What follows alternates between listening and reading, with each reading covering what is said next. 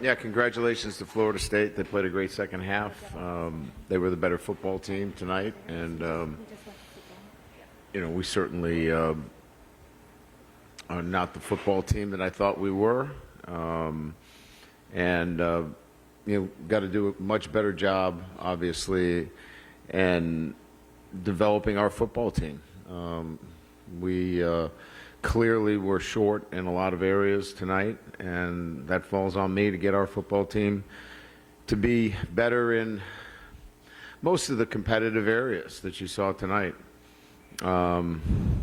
Execution in the first half, the inability to convert in the red zone. Second half, didn't play with a sense of urgency. All of those fall on coaching and getting our players to recognize that and make those kinds of choices in practice. And then defensively, obviously, our inability to slow down the running game in the second half. The counter play was problematic for us. We knew they were going to run it. They added a two-back counter play, and we couldn't fit the play. And that's unacceptable from a coaching standpoint. You've got to be able to make those adjustments, and we failed to get that done. So, again, I take full responsibility for not having our team playing the kind of football I thought they would. And our players have got to make a decision that, they have to get back to the practice field and double down on their efforts and their attention to detail and their focus and the things that they need to do as well. But this is a total failure on a coaching standpoint and a player standpoint that we have to obviously address and we have to own. And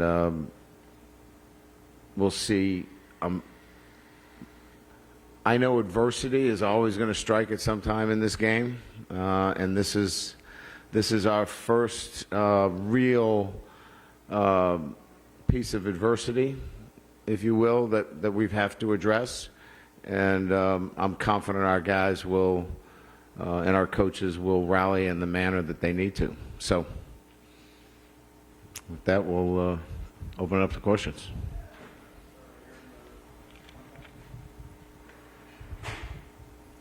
Jacques Doucet, WAP-TV in Baton Rouge. Coach, the second half, do you think it was physicality, or are you surprised that they kind of pushed you around and 31-0 run second half?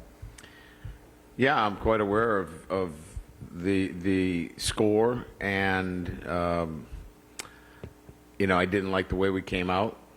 I sensed it, I felt it, and I've got to take accountability and responsibility for the way that we came out in the second half. It's disappointing, but the buck stops with me, and I've got to get our football team to understand and recognize that you've got to play this game for 4 quarters with a mentality, and we just did not. For some reason, we thought we were somebody else. We thought we were the 2-time national champion Georgia Bulldogs or something. I don't know what we thought, but we were mistaken. Right. Just the defensive matchups that your DBs had to face all night. Clearly, they're gifted receivers. Anything that you guys can do, anything that you saw that they could have done during this game? Yeah, obviously Coleman's a tough matchup.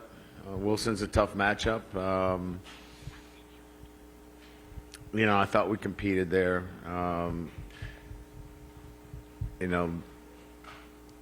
No, I don't know that there was much more else that they could have done. Brian, the fourth down calls, can you take us through maybe the reasoning for those decisions there and what you would have liked to have seen done differently on those plays?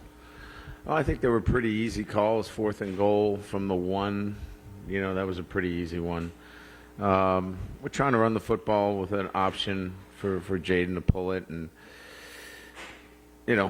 we'll have to just go back and look at the film and see what the looks are for him, and do a better job of addressing that in practice and giving him those kinds of pressure looks that force you to make those quick decisions.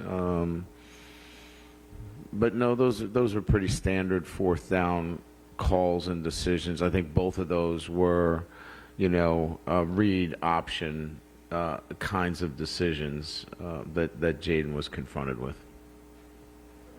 Coach in the back, Jada Ferris, Tiger TV. What does this loss mean for the rest of the season for you guys, especially as you get into conference play? It means everything as to what our mindset is. Like, how do we handle this? Is this who we want to be? Or do we look at this and say, this isn't the kind of football team we want to be? So, when you have these kinds of losses, they're disappointing, and in some instances they're devastating losses, but it's how you respond to them. And they have a chance to respond to this very disappointing performance in the second half. And so the choices they'll have to make will be ones that start tomorrow.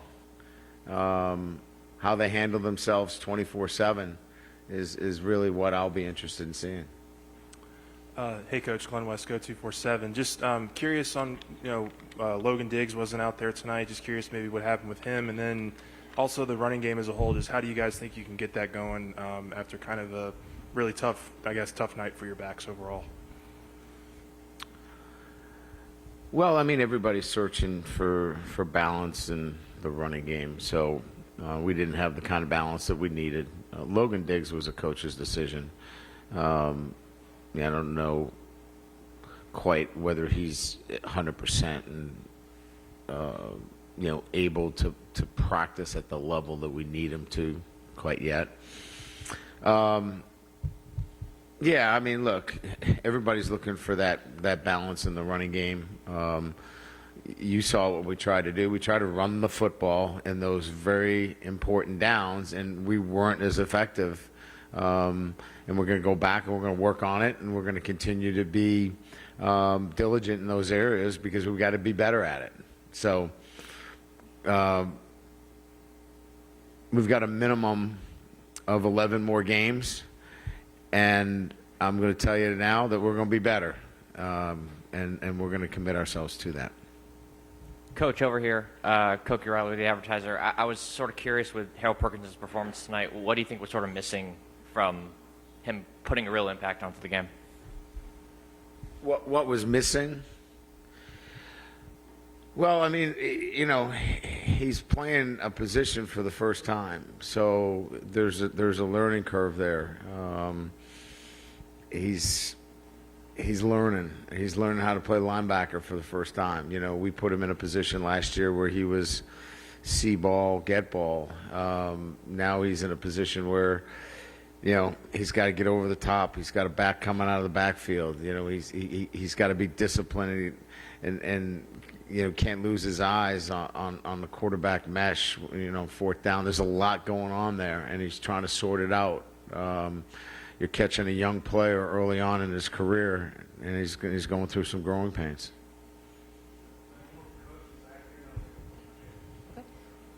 Coach, back here in the back right, Megan Glover, KTC in Lafayette, Louisiana. Coach, with Keon transitioning to Florida State and that transition, maybe some limited film on him in that regard, what made him so difficult to defend tonight?